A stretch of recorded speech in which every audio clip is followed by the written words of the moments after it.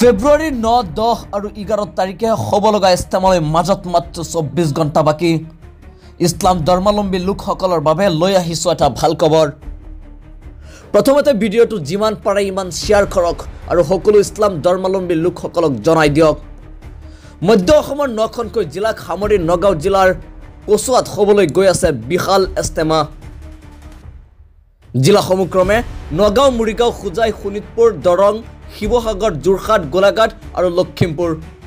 হাজাৰ হাজাৰ মানুহে শ্ৰমদান কৰি সম্পূৰ্ণ কৰিলে ইস্তেমাৰ কাম। ইতিমধ্যে হাজাৰ হাজাৰ মানুহৰ ভিৰ পৰিলক্ষিত হৈছে ইস্তেমাখনত। বিভিন্ন ঠাইৰ পৰা মানুহ আহি ইস্তেমাস্থলীত উপস্থিত হৈছেহি। এয়া হৈছে ইস্তেমাখনৰ মেপ। ভালদৰে চাই লওক যাতে আপোনালোকৰ অসুবিধা নহয়। আকৌ কৈছোঁ, আজিৰ এই প্ৰতিবেদনটো এটা শ্বেয়াৰ কৰক আৰু সকলোকে ইস্তেমালৈ অহাৰ বাবে সুযোগ কৰি দিয়ক। আপোনাৰ এটা শ্বেয়াৰে আৰু 10জনে এই ইস্তেমাখনত আহিব পাৰিব। গতিকে সকলোৱে ভিডিঅ'টো এটা শ্বেয়াৰ কৰি দিয়ক।